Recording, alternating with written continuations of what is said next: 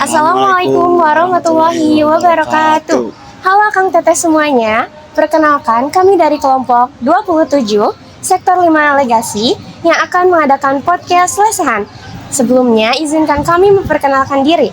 Nama saya Zulfa Nur Fauzia Khairunisa dan rekan saya. Nama saya Muhammad Fatid. Dan ada satu narasumber kami dari mahasiswa teknik komputer, yaitu Kak Velia. Boleh kakak memperkenalkan diri? Oke, halo semua, aku Nabila Velia Khairunisa, biasa dipanggil Velia. Aku dari Prodi Teknik Komputer Angkatan 23. Oke, sebelumnya Teh kita izin memberikan beberapa pertanyaan. Mulai saja ya.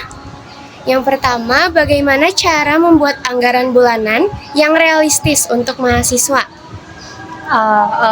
Mungkin dari pengalaman aku ya, untuk mengelola itu anggaran bulanan kan ya. Kalau bulanan tentunya kita bedain dulu gitu, lihat dulu pemasukannya. Pemasukan kita tuh setiap bulannya ada dari mana aja sih gitu kan.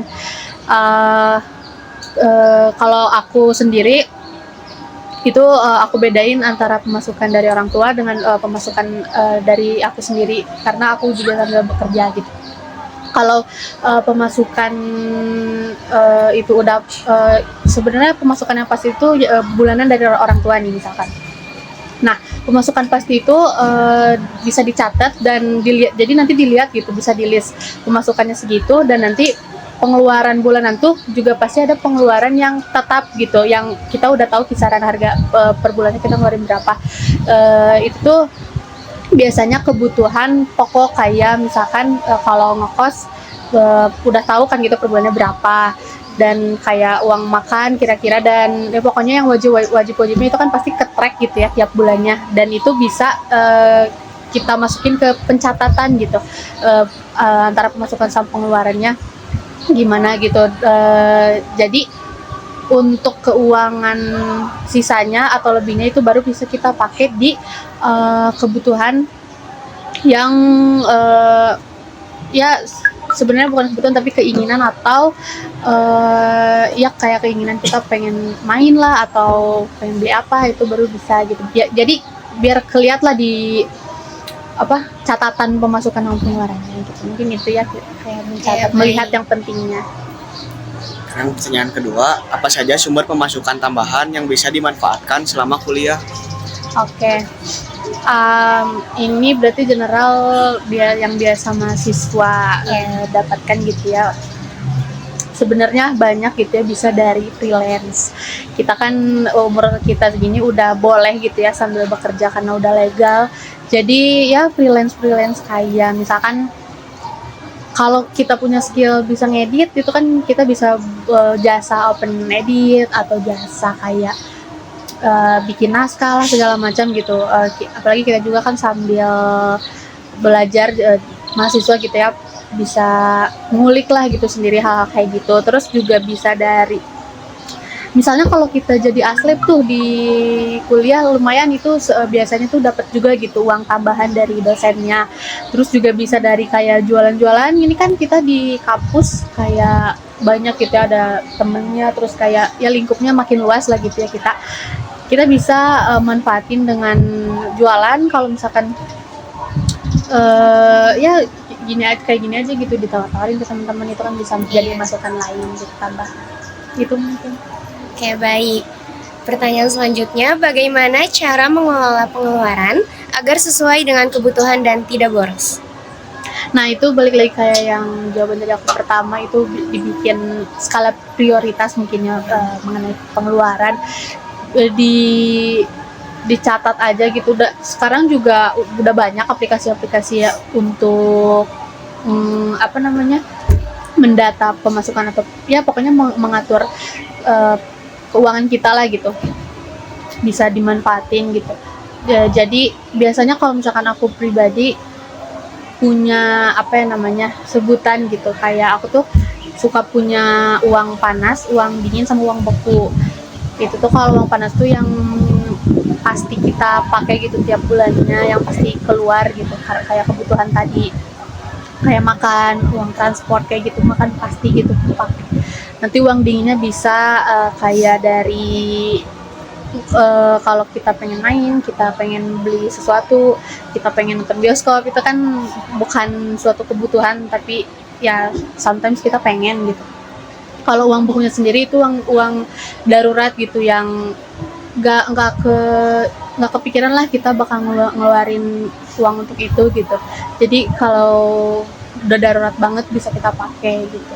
Jadi ya itu sih dibeda-bedain gitu antara tiga uang. Pertanyaan selanjutnya, bagaimana tips menjaga kesehatan dan pola makan yang baik tanpa menguras anggaran? Oke, sebenarnya sehat tuh nggak perlu yang mahal-mahal. Justru kalau kita sakit, kita lebih ngeluarin uang gitu untuk beli obat, untuk berobat gitu. Kalau untuk sehat, mungkin kayak dari hal kecil aja, kayak kita bawa minum sendiri, air putih gitu, bawa tumbler sendiri. Terus kalau anak kos biasanya kalau beli makan gitu paling ayam lagi gitu kan, ayam geprek gitu, nggak sehat kan sebenarnya. Bisa kita sebenarnya masak gitu, diakalinya dengan masak sayuran. Sayur kan juga nggak begitu mahal ya kalau kita beli mentahannya. Sebenarnya kalau kita beli di warteg aja tuh, sepengalaman aku bisa kok kayak beli sayurnya dia 3.000, beli lauk proteinnya gitu. Kita bisa makan dengan 10.000 pun kalau kita pinter milih menunya gitu, itu udah sehat sih gitu. Terus juga mungkin kurangin kayak minuman manis dengan tadi bawa minum sendiri gitu. Juga kayak jajan-jajannya mungkin bisa diganti sama kayak beli buah. Banyak juga kan sekarang di depan situ juga ada kayak yang jualan buah potong gitu kan, bisa kita 10.000 bisa dapat banyak buah-buahan gitu. Ya mungkin itu kalau misalkan tips sehat kayak murah mah dari diri kita sendiri aja yang mau gitu, kayak bawa bekal sendiri, bawa minum air putih sendiri kayak gitu.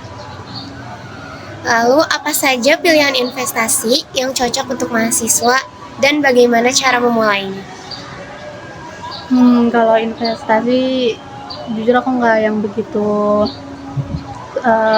belum coba investasi gitu ya. Tapi aku kayak kalau misalkan udah punya uang lebih, aku nabung. Aku tuh lebih ke nabung aja gitu, nyimpen uang. Aku nggak simpen itu sebagai investasi, tapi kadang ada beberapa yang aku jadiin emas gitu, jadi aku simpen dalam bentuk emas. Itu aja kan. Terus yang terakhir, bagaimana cara menabung untuk dana pendidikan atau tujuan keuangan lainnya? Menabung. Kalau nabung sendiri, aku lebih prepare untuk nabung itu pas kita dapat pendapatan di awal. Jadi tabungan tuh jangan sisa uang yang kita punya, tapi pas kita udah lagi pegang uang nih di awal, berapa persennya kita langsung sisihin untuk tabungan gitu. Jadi langsung kita keep biar kalau bisa gitu rutin, misalkan setiap berapa minggu sekali, berapa bulan sekali kita punya tabungan itu yang kita ambil di awal waktu kita masih ada gitu uangnya, biar ya adalah gitu, biar setiap pemasukannya untuk tabungannya. Dan kalau bisa disimpannya tuh di yang tempat-tempat yang kayak kita nggak begitu gampang gitu ngambilnya, kayak udahlah kalau bisa mah lupain gitu kalau kita tuh punya uang itu untuk nabung. Dan kan tadi itu untuk pendidikan juga gitu ya, mungkin nanti tambah-tambah kan kita di kuliah pun bukan cuman bayar UKT gitu kan, pasti ada kayak perintilan harus kayak nanti skripsi harus ngeprint ini segala macam gitu. Nah mungkin tabungan itu yang bisa kita pakai, yang kita simpen di awal gitu, daripada kita nyisain uang untuk nabung, mending di awal kita pisahin untuk nabung gitu. Oke, kira-kira Teteh ada motivasi nggak nih untuk mahasiswa baru? Bagaimana sih tips atau triknya gitu? Ya mungkin trik mah yang tadi sih, itu kita nggak boros dengan jangan sering-sering jajan gitu. Jajan boleh lah sekali 2 kali pasti kita penasaran, kita pengen coba ini itu, tapi kita bisa akalin juga dengan kita bawa makan sendiri, bawa minum sendiri, itu juga selain hemat juga lebih sehat kan gitu. Sama tadi yang nabung itu di awal gitu, jangan kita tunggu sisa uang kita pas kepake baru kita tabungin, kalau bisa dari awal gitu. Biar kita tuh ada target lah, kita bisa bikin target juga gitu, misalkan mau kamu mau ngumpulin seminggu 10.000 juga, kalau konsisten kan itu lama-lama jadi banyak gitu. Nabung tuh nggak perlu yang kayak harus langsung gede gitu, enggak gitu, mending kecil-kecil tapi konsisten, terus nggak sering kita ambil juga tuh. Oke, terima kasih Teh telah meluangkan waktunya untuk podcast lesehan bersama kami, dan mohon maaf jika kami masih banyak kurangnya ya Teh.